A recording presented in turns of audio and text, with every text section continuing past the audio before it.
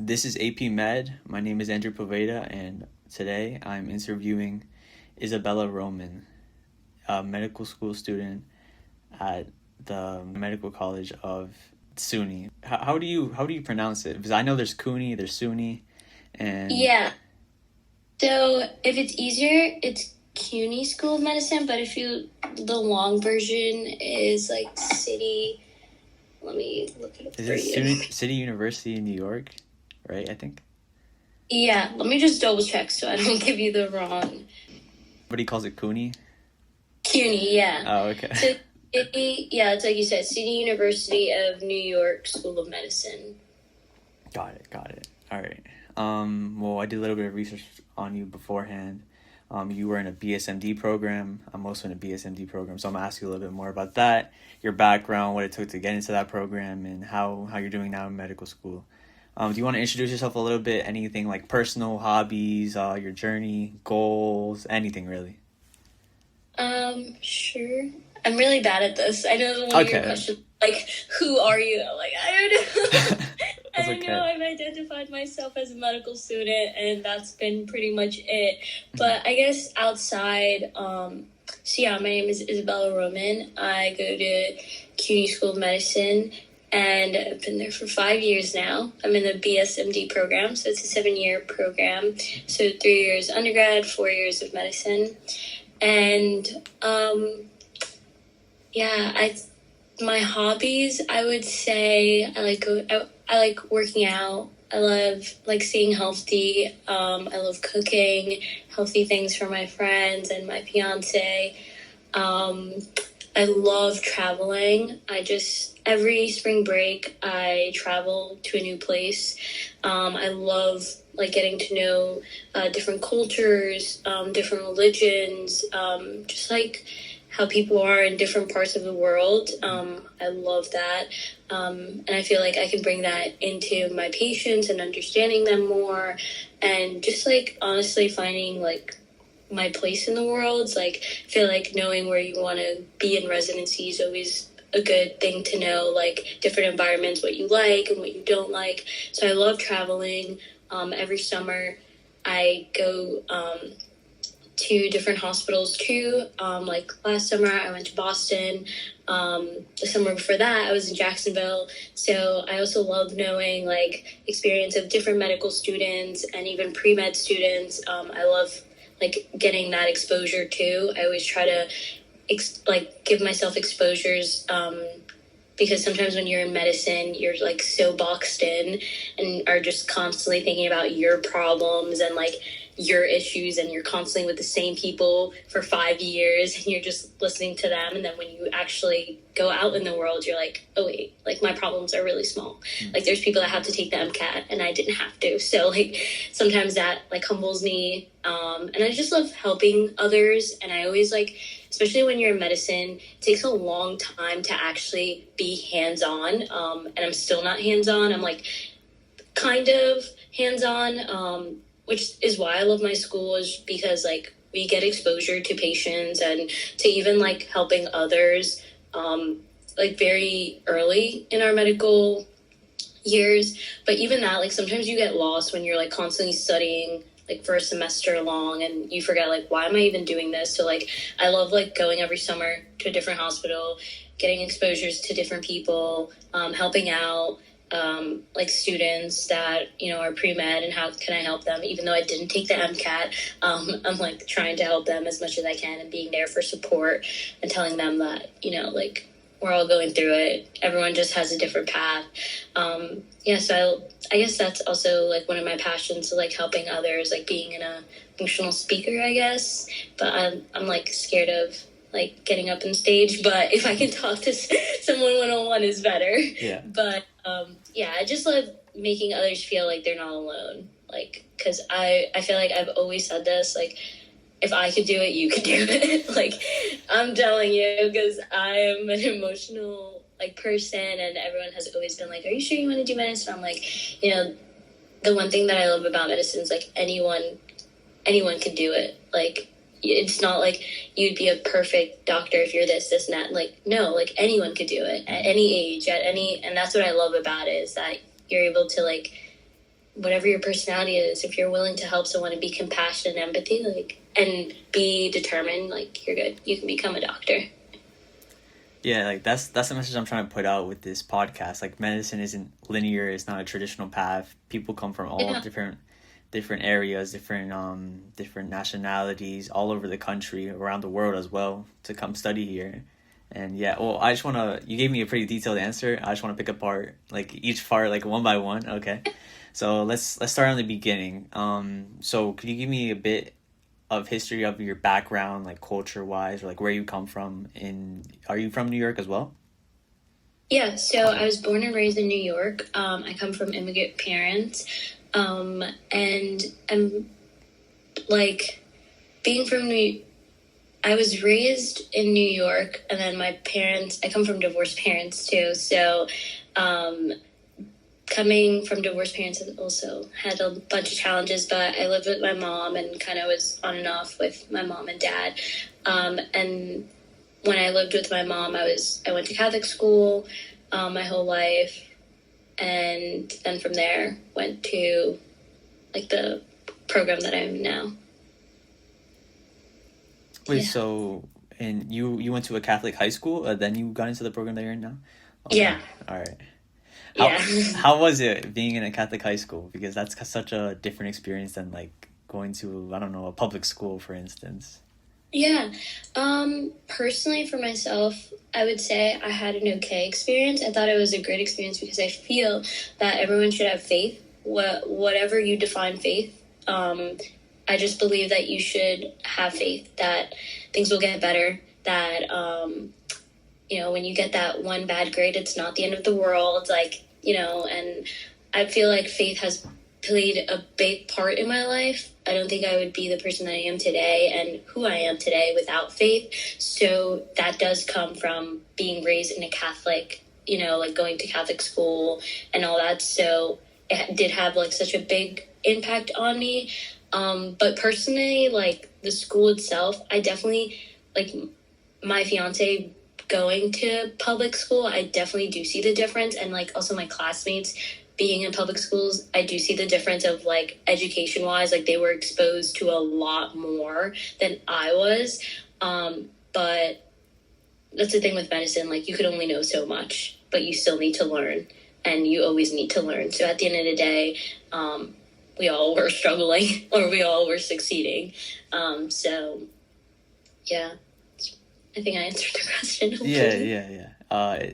It's always a catch-up game. Like they're always, I always hear this one analogy for medical school, the fire hydrant, and then you're just drinking the fire hydrant and it just won't stop, and it's over and over and over again. Yeah. Yeah. Yes. Yeah. Okay. Do you want to like touch upon what made you want to pursue medicine? Like, was it something that you wanted ever since you were a child, or like what made you apply for this BSMD program? Because you had to know earlier than what most people did. Yeah, and that's a great question because I feel like I get asked that so many times because I also have a late birthday. So I was like, when I made that decision was my junior year. And I would say like junior year, I was probably 16, around that, like 16, 15, when you're like applying and all this other stuff. So being like a 16-year-old, like now looking at like my brother that's 16, I'm like, he doesn't know what he wants to do, like at all. Like one day he's like, I want to be a lawyer. The other day he's like an architect, or I want to do finance. And especially like TikTok tells them like, you can make $1 million by doing this and that. And I'm like, we didn't have that. We didn't have like social media telling us where we made money. It was more of like what we loved. So for me, I knew like, and I think that comes with like innocence. I didn't know how hard it would be being a female in this field that was known to be a male field, and just recently became like females can do it. So that comes with its own difficulties, and also just like how much you have to sacrifice in medicine, like family, and health and all these other stuff. Like I didn't know that. So I guess my innocence, the question of innocence would be that I just wanted to help. Like, I think at a very young age, I knew I wanted to be a doctor. I remember, like, my first costume was a doctor. Like, that's something that I always wanted to do. I mean, I have 4 brothers, and my younger ones, I would always be like with my tools, like always trying to help them and like temperature and stuff like that. So I always knew that I wanted to get into medicine. But what really was like, this is definitely destiny, was my brother was diagnosed with cancer when I was a freshman in high school. He was diagnosed with bone cancer stage 4. And to me, that was like such a, I don't even know the word, but I would say like, because I don't like using traumatic, because I feel like it has just such a bad connotation and it's like triggering. It was more like a light bulb for me, because you never think that someone in your family will ever get cancer. Like that was like something like, no, like you never, especially being like in your teenage years, like you're just living life. You're going out with your friends or going to school. And that was just like put such a pause in my life. Like everyone in my life, we all just stopped. And it was when he was getting chemo. I mean, long story short, my parents were basically my mom was trying to hide this from me for a long time. And then she got a call so my brother went to Dominican Republic. That's where my mom's from. And that's where he wanted to get the treatments and stuff, because my mom just knew more of the medicine there. And that's also something where I was like, medicine shouldn't be like that. Like, we live here. My mom should be able to have a doctor in the United States that she can communicate and feel comfortable. But instead, she has to go back to her country, be away from her son, just to get the help and the communication that he needs.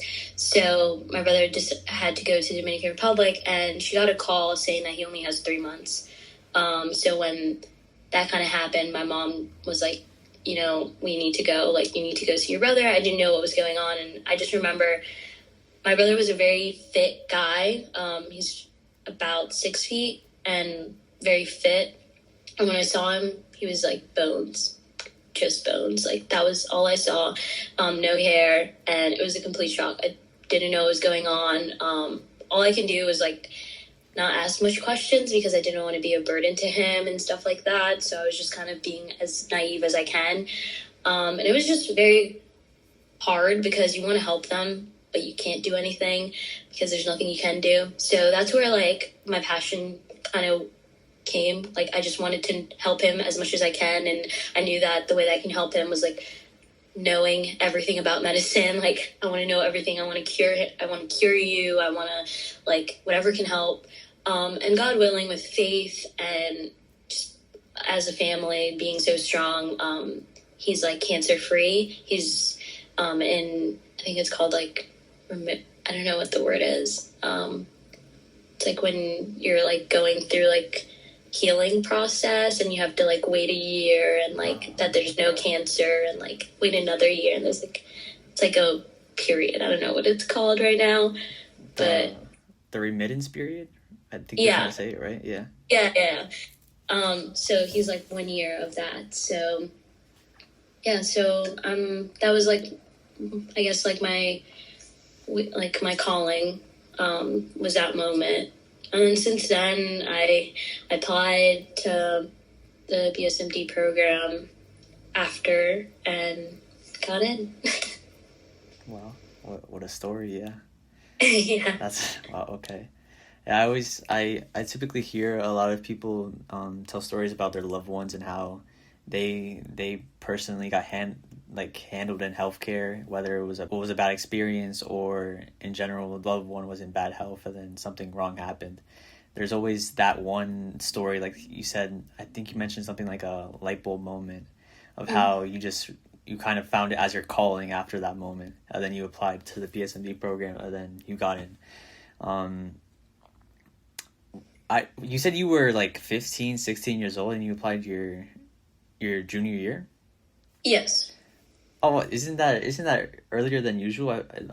Because seniors apply for programs, you right? apply, but I believe I applied for early. So I applied like earlier, and it was like around that time. It was like junior year. I don't know if I applied, but junior year was like I was doing everything possible to basically be like check all the lists for the program, because like you needed to have a lot of hours. I mean, it's probably different now, but you need to have like a lot of hours and community service and be around healthcare, and someone that has no healthcare background. Like my dad is not a doctor, my mom's not a doctor. I needed to go out, and especially my mom, both my parents being immigrants, and not knowing. Like I'm my mom's firstborn. I'm living with my mom. She didn't know what to do, like how to apply and stuff like that. So I had to do that all on my own. So I started as soon as I can doing everything. And I believe that was my junior year that I was I got a job working in healthcare. I became a medical assistant at 17 or 18. I was working at a pediatric clinic, and then I became a medical assistant my senior year. And then from there I did a lot of like hours in volunteering in anything healthcare. I was volunteering and writing essays, meeting with also taking prep, like all the prep that there is, SAT, ACT, everything. So yeah, it was a lot. My junior year was definitely a very, very hard year for me, but I'm the type that if I have a goal, I'm going to achieve it, whatever that takes. And I believe it's like your first month already that you're in school, I know my brother, it might be different, but my brother already applied for in November, you're already applying. So around this time I was already applying, and I remember I did early access to it. Got so it. It was definitely early. Wait, are you also first gen? Yes. Yeah. I had to ask you a question about that. So, being first gen and coming from being a daughter of immigrants, how have you kind of navigated and finding opportunities? Like earlier, you just mentioned you were a medical assistant at 17, and you were just trying to find as many opportunities as possible to get to check off that list, right? Did you have a mentor, whether it's a teacher or guidance counselor or somebody that was there to help you out in terms of finding these opportunities for you? I would say yes and no. I'm very grateful that I have family members and friends that were willing to help me out, even though they didn't have that much knowledge. But I did have guidance in a way where if I I was able to have my mom's family friend, she was a nurse or studying to be a nurse, so she kind of knew application process, and she also knew about she had to do interviews too, so she had a interview coach and stuff like that. So my mom was able to reach me out to her, and then I was okay, these are stuff that I need. I need someone to help me with my interviews, because I've never done interviews ever in my life. So that was something that I was very scared about. And I also applied to Ivy League, so I was I need to know how to do interviews. So I had that, and I also had assistance with my essays, because for my program you needed to do essays. I think for most applications you actually need to do essays. It's been so long that I don't really remember, but that was also something. And then I would say for opportunities for medicals that I needed to get, I wanted a job in healthcare, and also finding how I need to get a certification for being a medical assistant. Those were things that I kind of searched, and my aunt also used to work in that clinic, so it was just kind of helped me. But most things I kind of just researched. There were things that I just needed, and I asked my mom this is what I need, and then she'd be okay, just tell me, do your research, and then I'll help you financially. So that was mainly it. I kind of had to do it all on my own, which I'm okay with, because I just knew that came with being a first gen. It's you kind of have to do everything on your own. They don't really know. You have to teach them everything. Wait, so would you consider yourself more of a type A person than a type B person? That's a very good question. I was just talking to my friends about this, and I was I think I'm type C. I'm both. Some days I think with school I need to be type A. It's just I have to, because if not, I'm definitely gonna be type B to the max. Because if not, I'm going to forget like doing an exam, or I'm going to forget something. So I need to have like schedules. I need to know like everything. But then with life, I'm very type B. Like, and I think like with medicine, kind of you have to be in a way, because like you don't really know when things are going to happen. Like sometimes like, yeah, you know, an exam, but like sometimes like an exam, like after an exam, like I can't really book a trip. So that's more where I'm like type B, where I'm like, last minute, let's book a trip, because like, you know, I didn't have time to schedule a trip. But with school, I definitely have to be type A. I need to be like, write everything down. I need to study from this time to this time. My exam is going to be on this day. So 10 days prior to that, I need to already be doing questions. Yeah. But life, definitely type B. Okay. More like everywhere all at once. Yeah, it's good to be spontaneous and in the moment, because I feel like, in my personal opinion, like my experience, that you get the better memories when you're just doing stuff in the moment. Like, oh, you want to go out to this place this one day, like in this 1 hour at night, then yeah, it becomes like a good memory. Yeah. Yeah. So earlier you did mention that you go like every spring break to go on vacation somewhere. Like, what's been your favorite spot so far? That's a good question. I really liked Costa Rica a lot.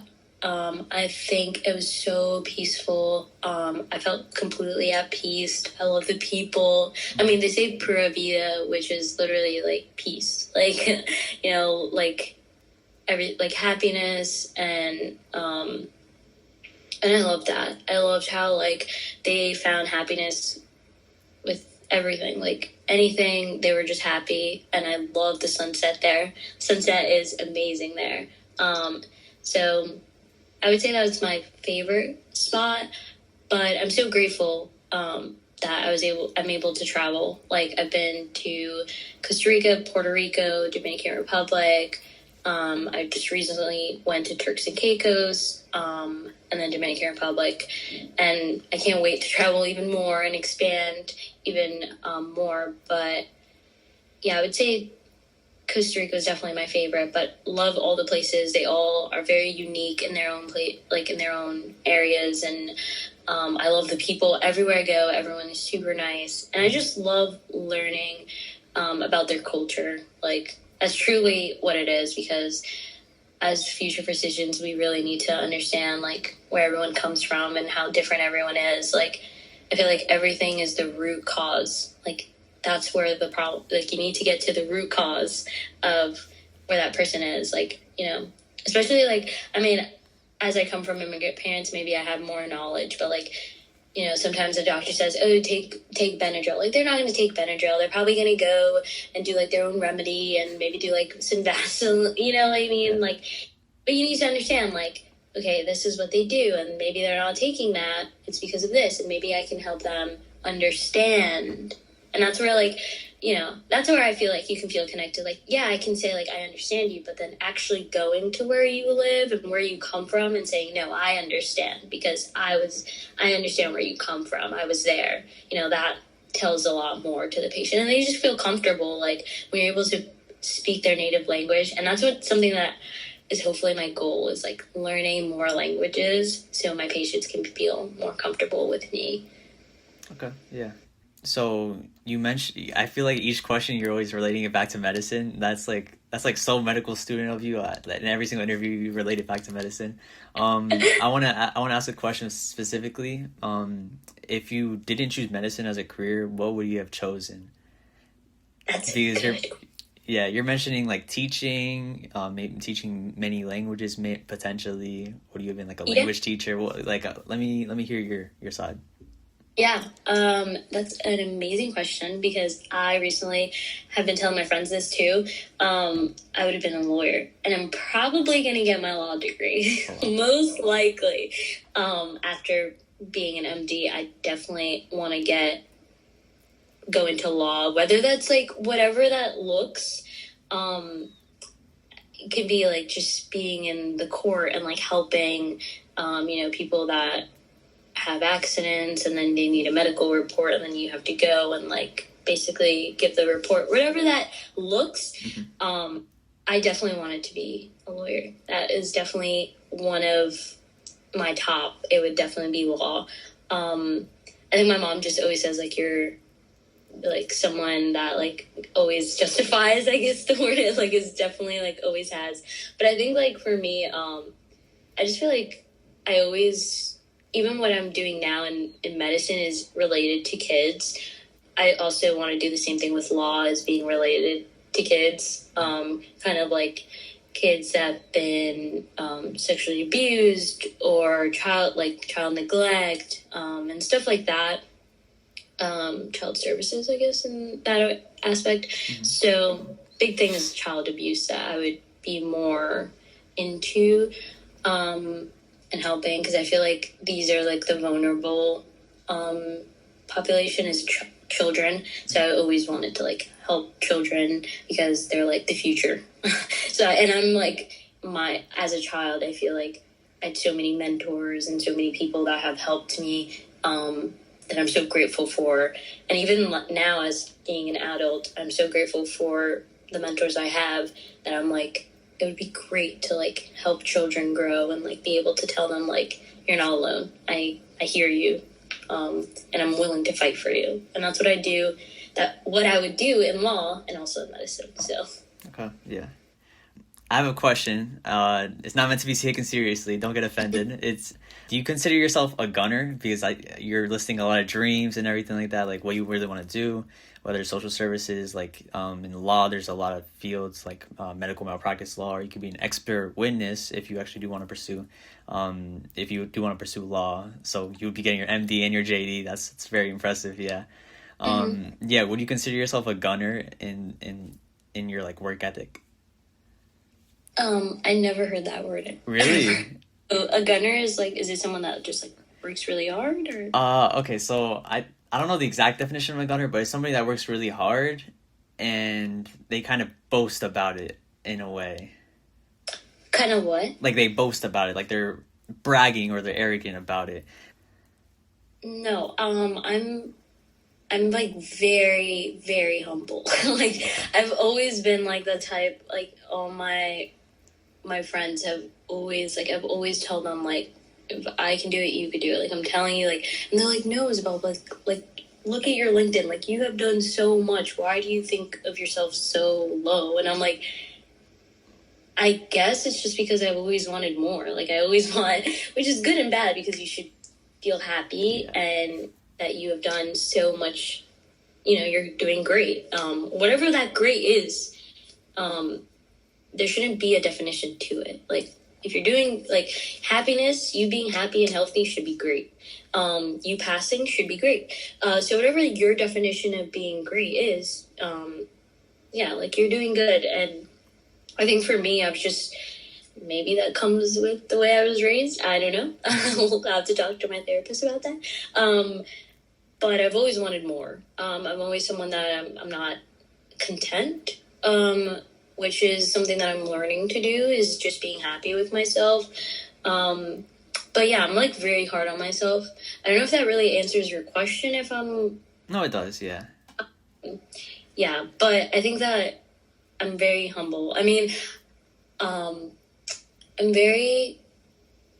just feel like, I think when we first started our interview, I said this, is like, if I can do it, you can do it. Mm-hmm. Because I have... I don't know how to explain it, but I've had a lot of like negative, I don't know what the word is right now, but there's a lot of things about me that have made me has not let me, sorry, I'm like throwing a blank right now. Like have not allowed you to like fully express yourself? Like the negative like energy, you mean? Yeah, like, I feel like, for example, I'm extremely sensitive, meaning being in medicine, they always tell you need to be very, like, harsh. Like, you need to have a very, like, harsh personality. Like, not harsh, but, like, very, like, stern and personality. Yeah, because you need to, like, understand that, there's going to be residents that are probably going to be a little, pushy and, like, be on top of you, and maybe some people that, are going to scream at you, and you just need to be like strong. That's basically the word, that you just need to be strong. That's what it is. And I'm super sensitive, the other S. So I feel like that's like a negative thing but I use it to actually be positive, like uplift. I use that to be more empathetic. So that would be something that, and also like I struggle. And I'm very open about this to my friends, to my colleagues, to students, to my teachers. I'm very open about this. Like, I struggled in medicine. I struggled in undergrad. I am struggling. I'm struggling balancing being 20 and having patients live in my hand in like 2 years. That's a struggle that I'm dealing with. I'm struggling knowing what I want to do, like where I want to live, wanting to be a mom and a wife, like being a wife soon, and then having to deal with my exams and taking step.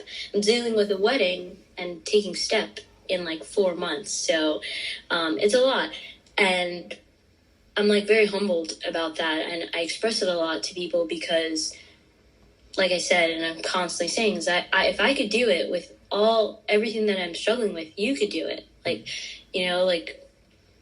yeah. I mean, hopefully that also answers your question. Yeah. Don't you keep answering the questions. Don't be so like negative about not answering the questions. Yeah, you're giving me good answers of what I wanted to hear. Yeah. Okay, so you mentioned that you have like a lot on your plate and you're always trying to bite off more than you could chew, and that's honestly a good thing because you're always pushing yourself past your limits. Like I'm that way myself. I think it's a good trait to have. Do you feel like you've ever had imposter syndrome across any point in your career where because you mentioned sometimes you're not doing great in school, you're balancing personal and your professional life at the same time. How have you kind of dealt with that? Like, what's been your biggest stress reliever in a sense too?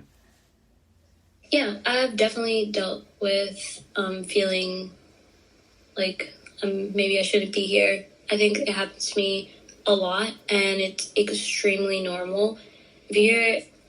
If you can hear anything, it's like, that is normal. Please, like, don't give up. If you're a pre-med student or a medical student right now that is like listening to this, don't give up, because I probably feel it every semester. Every semester, I'm always like, maybe I shouldn't be here. Maybe I'm not good enough. And like I said, as someone who deals with anxiety and depression and feels alone. What else do I feel? Feels alone, is anxious, is depressed, like, and is confused. Like, you're not alone. Like, we're all going through it. At least I am. I'm going through it, and just know that, like, you shouldn't give up. Don't give up, because, like, this was your dream. I think my mom always makes me see, like, when you were a child and you didn't think about finance, and you didn't know about depression and anxiety and feeling alone and all that, what did you want to do? I was like, be a doctor. If that was all.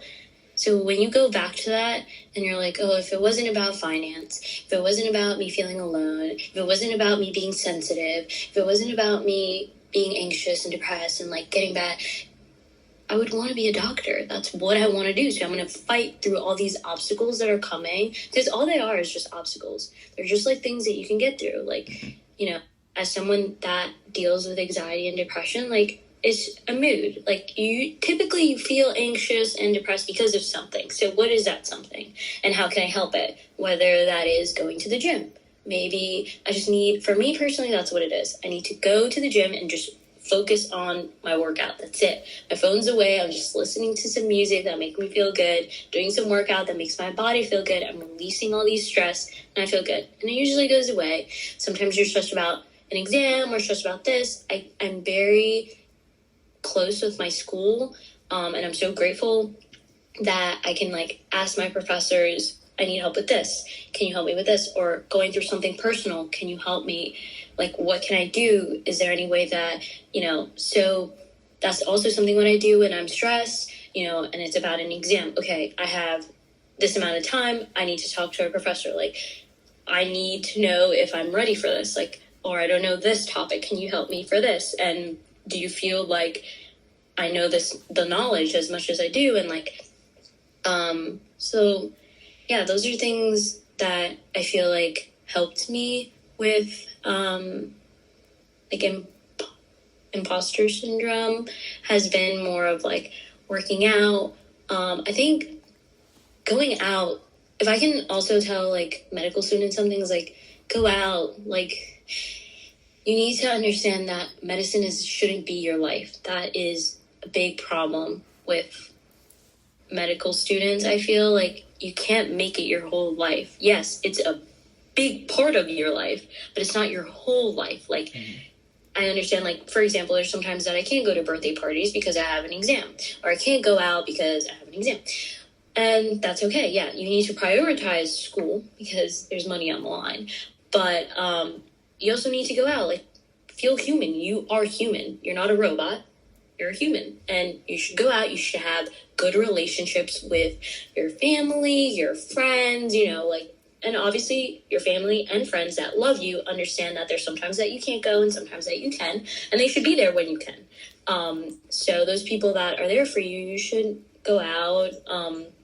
You should have friends also outside of medicine, because sometimes it can become so like repeat the same things. And yeah, I have friends that I study with, and that, you know, we're talking about the same things, and that helps me because I see different minds, how they work differently, and what helps them might help me, and like that didn't work out. So but going out, like I have friends that are outside that are not in medicine, and I'm like, oh, this is so fun. Like I shouldn't really worry about like, okay, I didn't do the best in my exam, but I passed and life still goes on. And my friend, you know, she's still going out and has a job, and you know, and life goes on. So I think it's also good to have friends outside and go out with those friends, or just talk to them, because they give you different perspective. Like there's people that already have jobs, or there's people that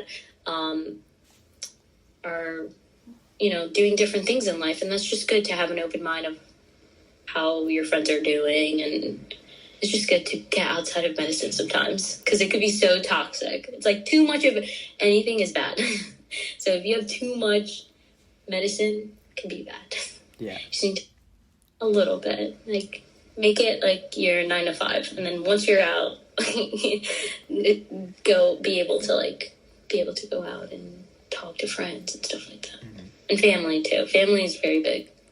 Yeah, definitely. I feel like the culture has changed a lot, to the point where I always see like TikToks of doctors, like there's this one trend, it's like doctors then and doctors now, and then there's doctors then, it's people all in white coats and everything like that, and then it's doctors now, and they're like in going out outfits, like they're about to go to a party or something. So like, yeah, it's good to de-stress over the weekends, or it's good to treat it for like a 9 to 5 sometimes. Yeah.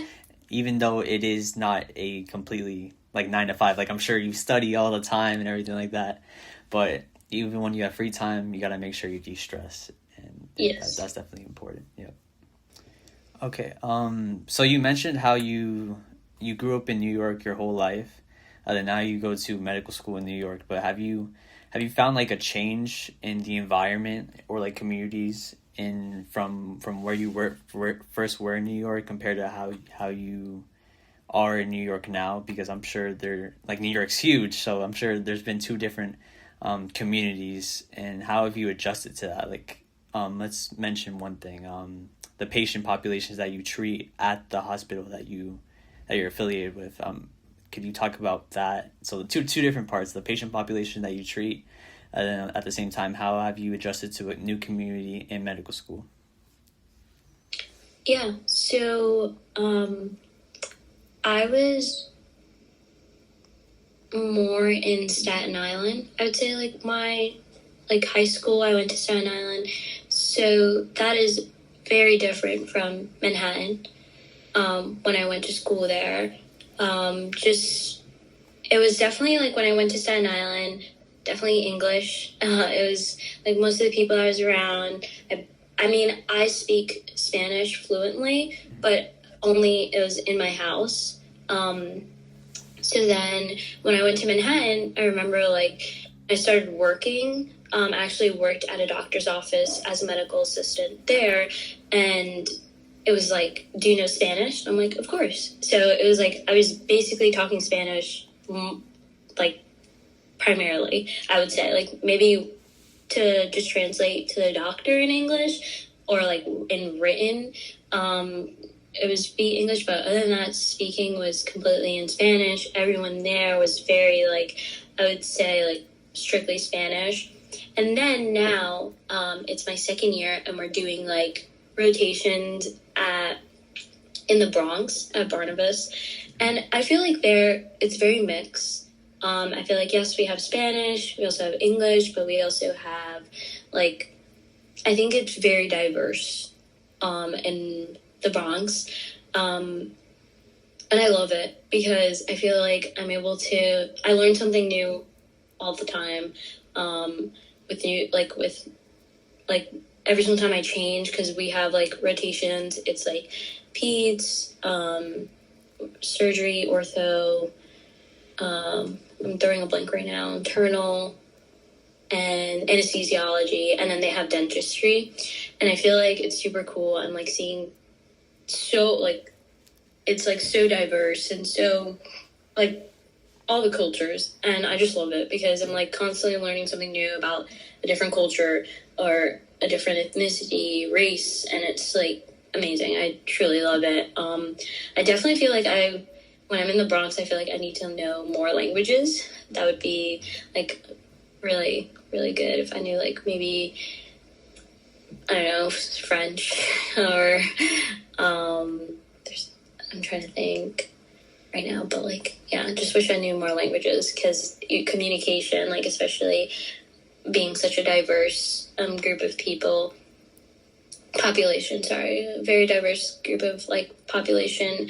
I wish I knew more of, like, languages, but I love how I'm, like, so exposed to this so early, because I'm just a second-year medical student, so.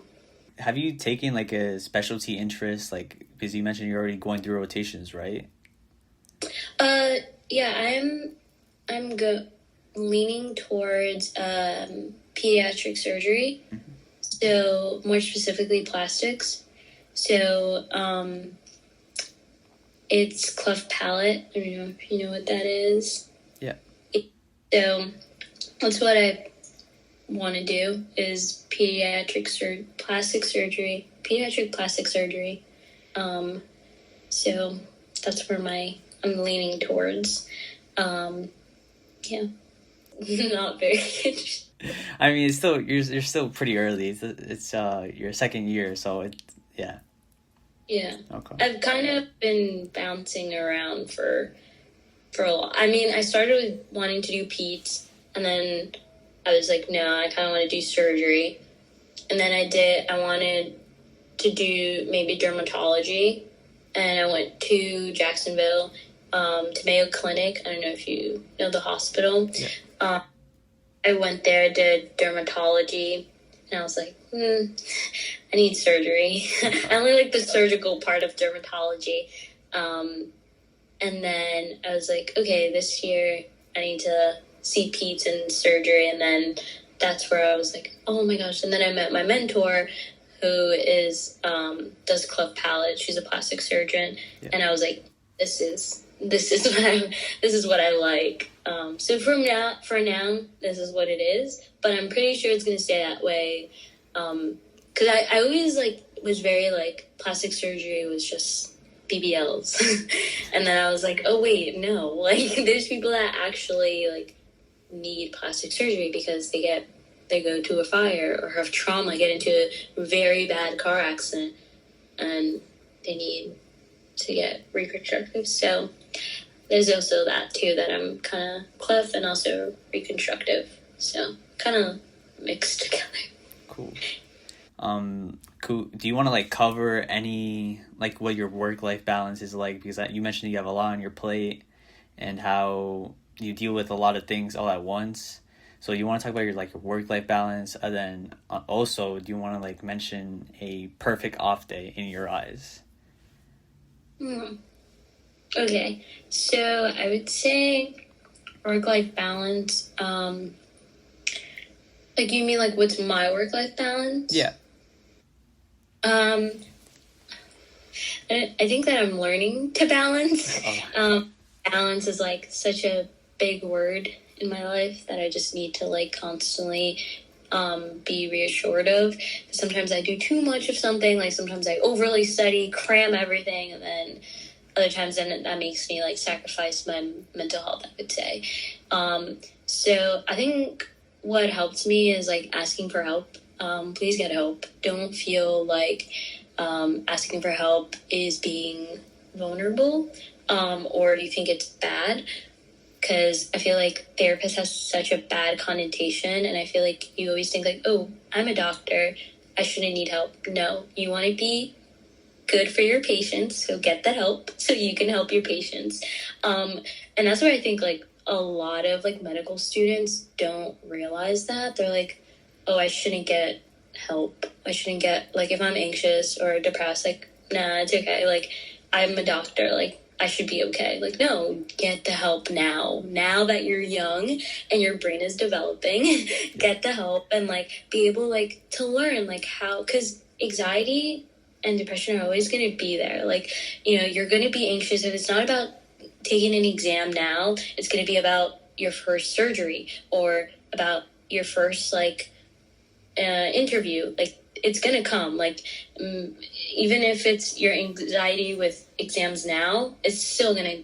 So you should learn how to like deal with it and how to like, you know, how to do like certain, like whether that's writing it down, like writing your problems. Maybe that helps you. It's just getting that help, and I think that helped me a lot, because there was such a long time where I was like, no, like I shouldn't get the help. Like I don't need, no, like I'm a doctor. It's gonna look so bad. Like, no, that should make you realize, oh wait, like I want to be the best version of myself for my patients. So I need to be mentally okay and physically too. Like, you need to be healthy. Like, you need to eat right. You know, I always encourage my friends to go to the gym, and some people don't have time for the gym. So like go on a walk. Like, and sometimes my friends are like, no, but I need to do this and that. And I'm like, yeah, like you could watch videos, you could watch boot camp videos in the treadmill.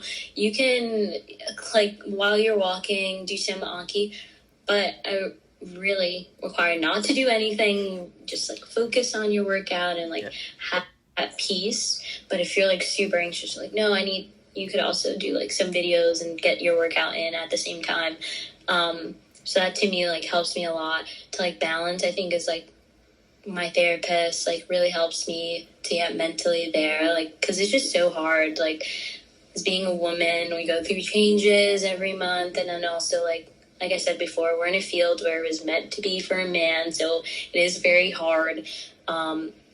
And sometimes you're like, oh, maybe I shouldn't. And like, you know, also struggling with wanting to be a mom and a wife and also being in medicine. Like, it's hard.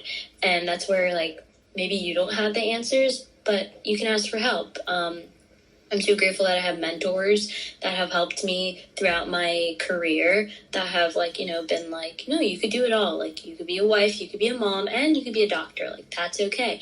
And I think that where it comes like, where I'm more confident in myself and my skin is like where my mentors have told me like, no, shoot high. Like, yes, like you want to be a lawyer, go ahead, finish your MD, then get the law. Like, you know, like, and that's where it has to be. Like, in medicine, sometimes you have to be a little like, I don't know if the word is full of yourself, but you have to be confident in yourself. And I feel like that's what took me a long way, like, is being confident in myself and knowing that I am worthy. I'm worthy to be here. I deserve to be here.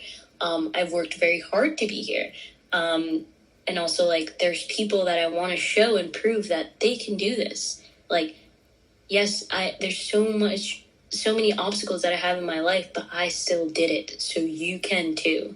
And that comes with like constantly being, you know, constantly being on top of myself and being like, no, you could do it. You could do it. You could do it.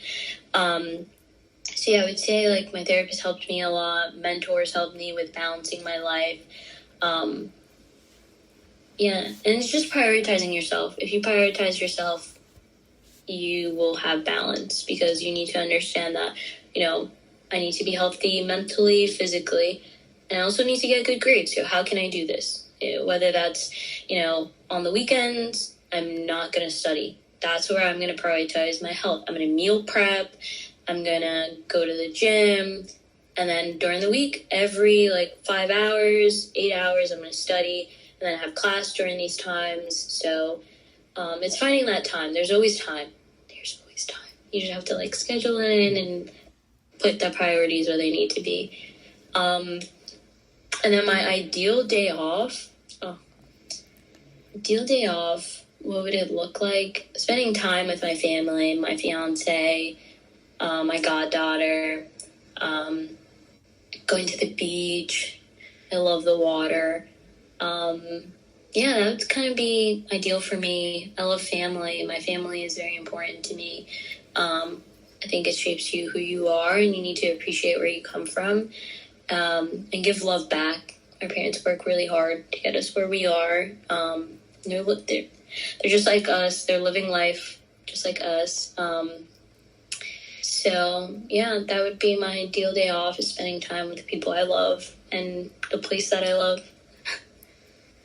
Yeah, take it one day at a time. Spend it with the people you love. Yeah, that's important. Yeah.